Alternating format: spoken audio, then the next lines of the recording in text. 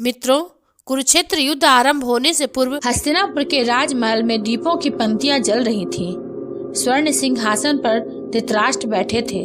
उनकी अंधी आंखें भले ही देख न सकती थीं, परंतु उनके चेहरे पर घमंड की झलक साफ दिखाई दे रही थी। पास ही दुर्योधन सीना ताने खड़ा था और कर्ण उसके कानों में धीरे धीरे कुछ कह रहा था। धृतराष्ट्र ने सभा की ओर मुख करके कहा, आज से पांडवों का नाम तक इस सभा में न लिया जाए। वे अब वनवास में भटक रहे हैं। हस्तिनापुर केवल मेरे पुत्रों का है। यही हमारी विजय है, यही हमारा गौरव है। सभा में ताली की गूंज उठी। कौरवों के समर्थक दरबारी हर्ष से जय घोष करने लगे। तभी सभा के द्वार से विदुर प्रवेश करते हैं। उनका चेहरा गंभीर, आंखें शांत किंतु तेजस्वी। उन्होंने धीरे धीरे आकर हाथ जोड़कर कहा, राजन, विजय उस समय होती है जब धर्म साथ हो। आप जिस विजय की बात कर रहे हैं वह केवल अधर्म की जड़ें हैं। धृतराष्ट्र भड़क उठे। विदुर, तू बार बार पांडवों की बात क्यों करता है? तू तो हमारे ही रक्त का है, परंतु तेरा हृदय सदा उन 5 भाइयों के लिए धड़कता है। विदुर शांत स्वर में बोले, राजन, रक्त से बड़ा धर्म होता है। मैं जानता हूँ कि पांडवों के साथ जो अन्याय हुआ उसका बोझ इस राजसभा पर है और उसका कारण आप ही हैं। आपने चुप्पी साध ली जब धर्मराज युधिष्ठिर से छल पूर्वक सब कुछ छीन लिया गया। सभा में सन्नाटा छा गया। धृतराष्ट्र ने व्यंग से कहा, विदुर, तेरे शब्दों में विष है। यदि पांडव इतने ही धर्मात्मा हैं तो आज वन में क्यों भटक रहे हैं? क्यों नहीं उनके साथ कोई सेना, कोई राज्य, कोई धन है? विजेता वही होता है जिसके पास शक्ति और सिंहासन हो। दुर्योधन ने तुरंत समर्थन किया। पिताश्री सही कह रहे हैं। पांडव तो अब भिखारी हैं। राज्य की शक्ति हमारे हाथों में है और यही सत्य है। विदुर ने गहरी सांस ली और दृढ़ स्वर में कहा, नहीं राजन, विजेता वह है जिसके पास धर्म की शक्ति हो।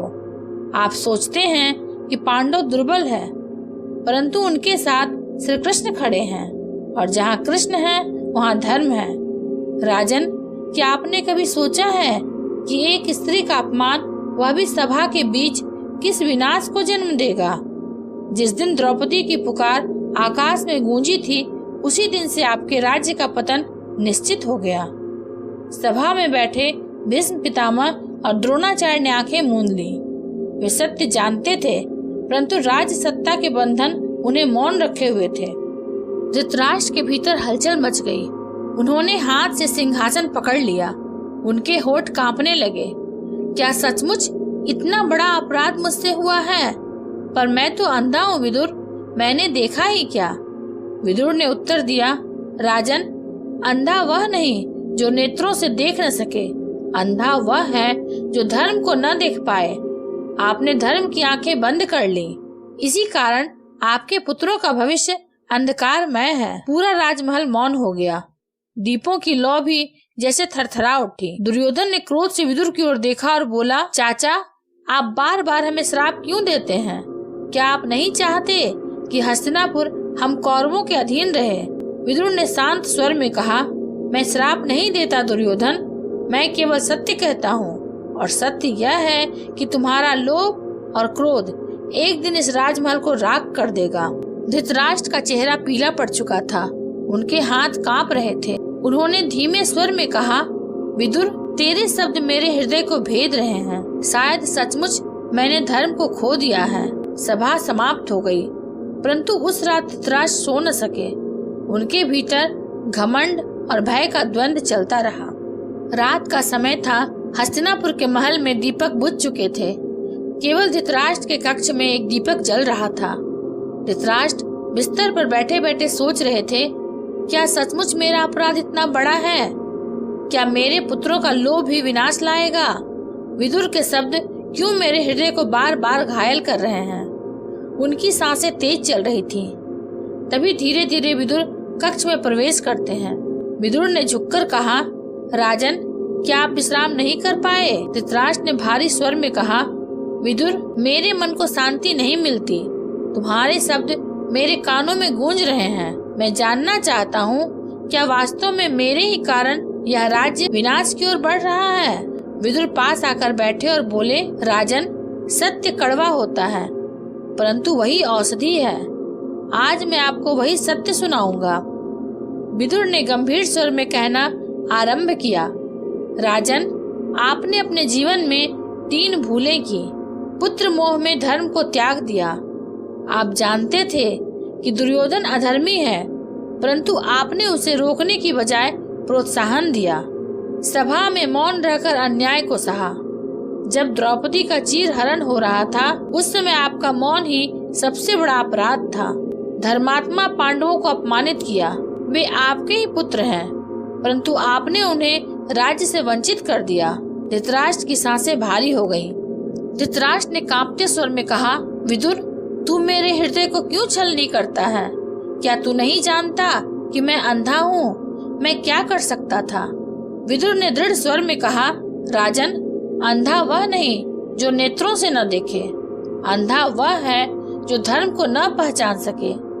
आपने धर्म को त्यागा और यही आपकी सबसे बड़ी भूल है। धृतराष्ट्र ने सिंहासन की बांह पकड़ी और बोले, तो क्या आप सब नष्ट हो जाएगा? क्या मेरा वंश समाप्त हो जाएगा? अगले दिन राज्यसभा बुलाई गई। धृतराष्ट्र उदास और चिंतित बैठे थे। भीष्म पितामह, द्रोणाचार्य, कृपाचार्य, कर्ण, दुर्योधन और शकुनी सब उपस्थित थे। विदुर सभा के बीच खड़े होकर बोले, हे कुरुवंशियों, सुनो, यदि आज भी हम धर्म की शरण न लें तो यह महल खंडर बन जाएगा। आज भी समय है कि पांडवों को उनका अधिकार लौटाया जाए, अन्यथा महाभारत के युद्ध से कोई नहीं बच पाएगा। सभा में खुसर फुसर शुरू हो गई। दुर्योधन हंसते हुए बोला, चाचा विदुर, आप बार बार हमें डराने की चेष्टा करते हैं, परंतु सत्य यह है कि अब पांडव दास हैं। वे हमारे चरणों में झुकेंगे और यदि उन्होंने युद्ध की सोची तो हमारी विशाल सेना उन्हें कुचल देगी। शकुनी ने दुर्योधन का हाथ थाम कर कहा, सही कहा राजकुमार, भाग्य हमारे साथ है। हस्तिनापुर सदैव हमारा रहेगा। विदुर ने कठोर स्वर में कहा, दुर्योधन, तू मूर्ख है। शक्ति का मद मनुष्य को अंधा कर देता है। याद रख, धर्म के बिना शक्ति राख हो जाती है। जिस दिन पांडवों ने श्री कृष्ण का रथ अपने साथ जोड़ा, उसी दिन तेरी सेना हार गई। तू समझता है कि विजय तेरे हाथ में है, परंतु सत्य यह है कि तेरा अंत निकट है। सभा में सन्नाटा छा गया। धृतराष्ट्र यह सब सुनकर सिर पकड़ लेते हैं। उनके होंठ कांप रहे थे। उन्होंने धीरे से कहा, विदुर, मैं देख रहा हूँ, मेरा घमंड मुझसे सब छीन लेगा। मैं असहाय हूँ। मैं अपने ही पुत्रों के मोह में बंध गया हूँ। विदुर ने हाथ जोड़कर कहा, राजन, अभी भी देर नहीं हुई है। यदि आप धर्म की शरण लें तो विनाश टल सकता है। पांडव आपके शत्रु नहीं, आपके पुत्र हैं। उन्हें गले लगाइए, राज बांट दीजिए और धर्म की रक्षा कीजिए। सभा स्थगित हो गई। धृतराष्ट्र अपने कक्ष में लौटे, पर उनका मन और अधिक बोझिल हो चुका था। उनके हृदय में पहली बार यह स्पष्ट हो गया कि उनका घमंड धीरे धीरे ढह रहा है। हस्तिनापुर का राजमहल अशांत था। रात के तीसरे प्रहर में धृतराष्ट्र सो नहीं पाए। उनके हृदय में तूफान मच रहा था। उन्होंने स्वयं से कहा, विदुर के शब्द मुझे क्यों डरा रहे हैं? क्या सचमुच मेरा कुल विनाश की ओर जा रहा है? मैं तो केवल अपने पुत्रों का सुख चाहता था। क्या वह भी अपराध है? तभी विदुर फिर उनके कक्ष में आए। विदुर ने कहा, राजन, आपने मुझे बुलाया? धृतराष्ट्र ने भारी स्वर में कहा, नहीं विदुर, परंतु तेरे शब्द मुझे चैन नहीं लेने देते। बता दे, भविष्य में क्या होगा? विदुर शांत स्वर में बोले, राजन, मैं भविष्य वक्ता नहीं, परंतु धर्म का नियम स्पष्ट देख सकता हूँ। अधर्म का परिणाम विनाश होता है। यदि आप दुर्योधन को नहीं रोकेंगे तो महाभारत का युद्ध निश्चित है। अगले दिन धृतराष्ट्र ने सभा बुलाई। दुर्योधन अपने मित्र कर्ण और मामा शकुनी के साथ गर्व से आया। धृतराष्ट्र ने कांपते स्वर में कहा, पुत्र, विदुर सही कहते हैं। यदि हम पांडवों को उनका अधिकार नहीं देंगे तो यह राज्य राख हो जाएगा। मैं चाहता हूँ कि तुम पांडवों को उनका हिस्सा लौटा दो। दुर्योधन हंस पड़ा। पिताश्री, आप भी विदुर की तरह कायर हो गए हैं। पांडवों को मैं सुई की नोक भर भूमि भी नहीं दूंगा। वे दास हैं और दास ही रहेंगे। विदुर आगे बढ़े और दुर्योधन की ओर उंगली उठाकर बोले, दुर्योधन, तेरा यह घमंड तुझे जीवित ही मृत्यु देगा। तू सोचता है कि पांडव दुर्बल हैं, परंतु तू भूल गया है अर्जुन के हाथों में गांडीव है, भीम के हाथों में वज्र सी गदा है और उनके साथ स्वयं माधव खड़े हैं। तेरी सारी सेना भी उनका बाल तक बांका नहीं कर पाएगी। दुर्योधन चिल्लाया, चाचा मुझे श्राप मत दो। विदुर ने दृढ़ स्वर में कहा, यह श्राप नहीं, सत्य है। भीष्म पितामह ने गहरी सांस लेते हुए कहा, दुर्योधन, विदुर सत्य कह रहे हैं। धर्म के बिना राज्य दीर्घ काल तक नहीं टिकता। द्रोणाचार्य ने भी सिर झुकाया। कृपाचार्य ने धीमे स्वर में कहा, युद्ध की आहट स्पष्ट सुनाई दे रही है, लेकिन दुर्योधन के चेहरे पर विद्रोह था। धृतराष्ट्र सिंहासन पर बैठते ही फूट पड़े, विदुर, मैं क्या करूं? एक ओर मेरा पुत्र है, दूसरी ओर धर्म है, मैं किसे चुनूं? विदुर ने करुण स्वर में कहा, राजन, जो धर्म को छोड़ता है वही अंततः पुत्र को भी खो देता है। यदि आप मोह त्याग कर धर्म का पालन करेंगे तभी आपका नाम अमर होगा, अन्यथा आप अपने ही पुत्रों का रक्त अपने हाथों से बहता देखेंगे। धृतराष्ट्र रोने लगे, उनका घमंड चूर हो रहा था।